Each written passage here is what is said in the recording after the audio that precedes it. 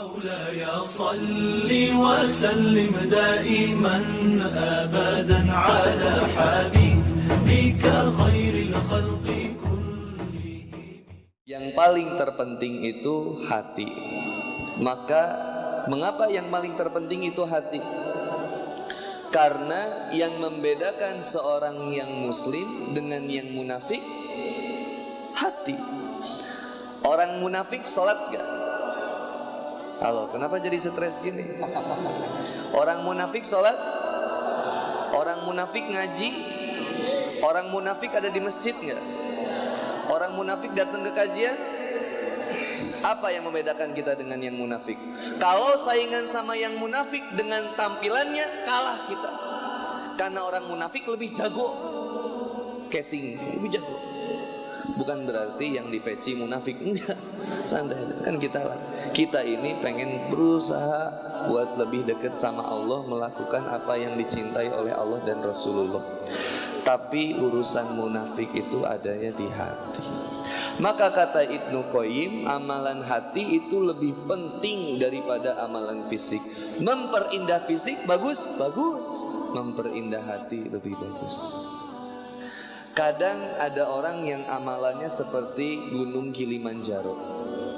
Terlihat dasarnya, terlihat puncaknya. Kelihatan amalnya gitu, karena selalu diposting. Guys, gue lagi di masjid IPB. Lagi ngaji guys, Al-Baqarah dong, panjang. Subhanallah. Posting semuanya. Tapi ada orang yang amalnya amalan Gunung Krakatau. Kelihatannya kecil gitu. Padahal dalamnya besarnya luar biasa. Yaitu kalau dipandang, ngelihat mukanya aja bilang tinggal isi eta beungeutna pinalakaeun. Subhanallah. Si eta mah cupat soleh pisan. Subhanallah. Ngejat seseorang lewat covernya.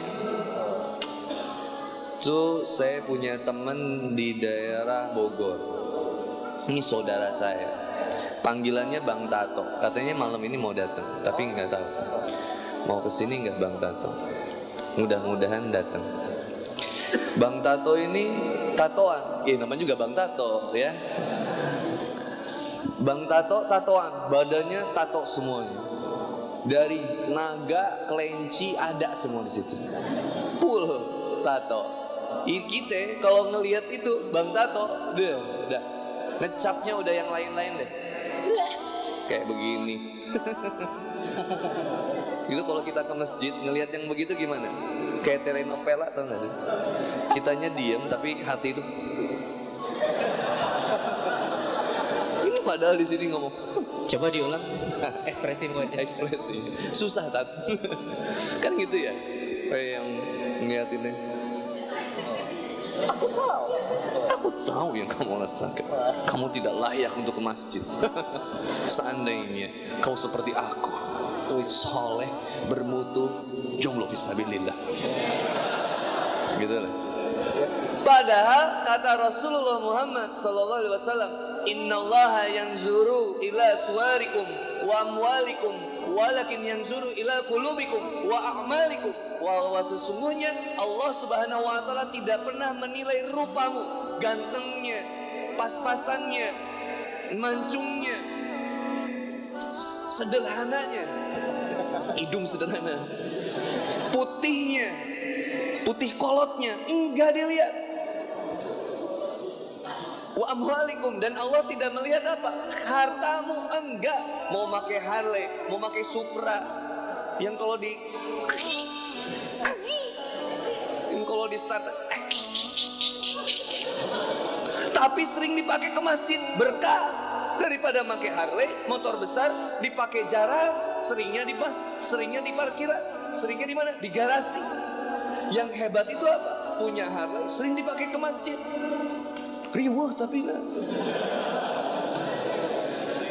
Jadi pakai Harley boleh, pakai Supra boleh, pakai apapun boleh. Yang penting apa? Karena yang Allah lihat itu apa? Satu, hatinya. Yang kedua, amalnya. Yang Allah lihat bagaimana indahnya hatimu, brother. Maka Rasulullah Muhammad SAW pernah mengingatkan kita tentang bagaimana pentingnya ini hati. Maka kata Rasulullah Muhammad SAW, sesungguhnya dalam diri kita ini ada satu gumpal daging yang kalau ini baik, baik semuanya, kalau ini buruk, buruk semuanya. Apa itu ya Rasul? Hati. Ahwat sudah berhijab, mantap, pertahankan. Sudah bercadar, mantap, pertahankan. Enggak jadi radikal. Istri saya dicadar, enggak radikal, romantis. Istri saya di apa? Di radikal. Astagfirullah. Istri saya dicadar, saya bahagianya luar biasa, masya Allah. Satu, dia mulai menjalankan sesuatu untuk menjadi lebih baik. Yang kedua apa? Hemat. Nggak perlu make up. Biaya make up turun. Oh bahagia. Bapak aku mau dicadar, mantap. Jadi biaya bedak ada nggak? Nggak ada. Lipstick nggak ada. Lip gloss, lip balm nggak ada. Foundation, day cream, night cream, eyeliner, no. Karena make cadar. Coba brother, antum pulang ke rumah. Wak ngap. Surprise yang luar biasa istri aku tuh. Cantiknya hanya untukku, gak dibagi ke yang lain. Ngan riwuh ke dari Indomie. Ya namanya juga perjuangan. Ya yang cadar pasti tahu. Kita nggak udah dicadar pakai kacamata. Kita mau napas oke, ngembun kah dia datang. Kasihan tahu. Pikirkan psikologisnya itu. Ya nggak? Berat itu teh brother, pakai cadar. Makanya ada yang pakai cadar, masya Allah. Bahkan ada yang pakai bajunya udah ngegebrai banget ya. Itu sampai menyapu jalanan luar biasa. Serius itu, masya Allah mempertahankan mereka tuh. Sedangkan di balik fenomena wanita itu senang menjaga tampilan. Dia senang dipuji. Senang nggak akhwat dipuji? Dibilang cantik. Ya ampun, Dewi cantik banget pakai baju itu. Oh masa sih? Ahwat. Hatinya begitu tuh, seneng dipuji. Coba laki, Aldo ganteng banget pakai baju itu. No, mana gila ya? Nggak suka dipuji laki. Kalau wanita seneng, emang udah begitu. Maka wanita itu riskan hatinya. Kalau misalkan bener-bener pengen hijrah, akhwat ini gembok Instagram, berani nggak? Gembok Instagramnya, di-kick semua laki-laki yang nge-follow dia. Cuman di-accept satu laki-laki, suaminya, bapaknya kalau punya Instagram, abangnya, kakeknya boleh, yang mahram deh. Kalau belum punya, jomblo, dah. Gak usah follow mantan bikin sakit hati. Follow kecengan, dikeceng terus tiap hari, jadi kagak. Jadi apa? Yang bikin penyakit hati siapa? Kita sendiri. Posting foto teteh lagi di IPB sambil gaunnya digebrain gitu. Hah? Suka kan? Pura-pura gak ngelihat kamera gitu. Terus sambil, ini jangan bagusnya di sini deket kipas dia gitu. Digubray, di candid, di foto. Udah gitu diposting. Udah diposting apa yang terjadi? Dia lihat siapa yang nge-love. Ditungguin seseorang yang belum nge-love. Tapi kenapa ya dia belum online kayaknya ya, belum online. Yang komen dilihat siapa yang bikin penyakit hati? Kita. Kang Boni sama. Kang Boni juga bisa bikin penyakit hati sendiri.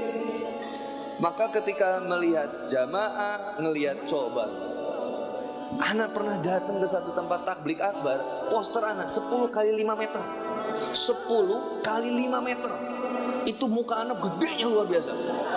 Wah, hadirilah kajian takblik akbar bersama Ustadz Handi Boni. Itu 1,5 poster itu isinya muka gue itu. Bayangin, caleg bukan, presiden bukan, wajahnya gede yang luar biasa. Bayangin perasaan anak lihat muka anak sendiri. Ini siapa? Sana lagi jajan nasi goreng, kata Mang nasi goreng, mirip ya Kang ya? Urang sekurang teh iya. Coba perasaan gimana ngelihatnya? Yang lebih sakit hati lagi apa coba? Mereka nggak sadar kalau saya lewat situ lagi. Dia pakai poster saya yang 10x5 buat nyiksik daging Idul Adha. Banget orang didiukan, dihitutan, subhanallah, masya Allah. Ya Karim, nih penyakit hati, lihat followers, lihat banyak penyakit.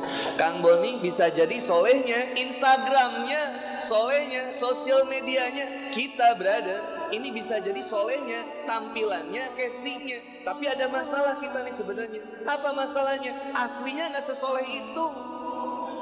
Kita kalau misalkan lagi sholat berjamaah, ada teman-teman beda sholat. Allahu Akbar.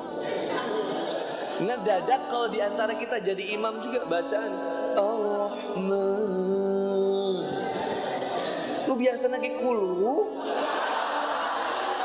jadi hayang panjang. Teningali jamaah di tukang tinggal kejang-kejang. Ada yang pengen pipis, ada yang pengen, waduh, coba. Ngedadak biasanya nggak pernah sholat sunnah, jadi sholat sunnah. Sisi. Allahu Akbar. Baturan nanti apa? Cek baturan teh. Nggak sholat asar mau sholat sunnah, mana? Apa? Gak tahu ternyata. Udah saking semangatnya. Jujur deh kita. Ada sahabat yang bertanya kepada Rasulullah Muhammad SAW, apa itu Islam? Jujur. Jaga kejujuran kita. Jujur sama diri kita. Dari berbagai macam kajian, dari berbagai macam disiplin ilmu yang sudah kita pelajari, jujur. Di mana nih kita nih kayaknya? Apakah di tempat seseorang yang senantiasa ikhlas beribadah kepada Allah, atau orang yang berubah casingnya dok? Sini. Tadi sore ada kajian dari teman-teman hijrah, teman hijrah. Oh, bajunya ada teman hijrah. Pejuang saf depan, pejuang subuh, masya Allah. Pejuang sholat 5 waktu, tapi sare di imam. Biker subuhan, kan ada tuh. Ada lagi right for subuhan. Nggak subuh nggak keren, nggak subuhan di masjid nggak keren. Right hard, pray hard. Ini maksudnya teh touring hese, sholat hese. Susah. Semangat bagus boleh. Ketika bersama teman-teman kita tersemangati buat beribadah, itu bagus. Tapi yang harus dicek, jangan sampai kita beribadah karena kita pengen dipuji sama teman, atau kita berubah karena ngelihat pengen dipuji, pengen diperhatiin, pengen dapat apresiasi dari seseorang. Enggak, kita cuman pengen dapetin ridho dari Allah Subhanahu wa Ta'ala.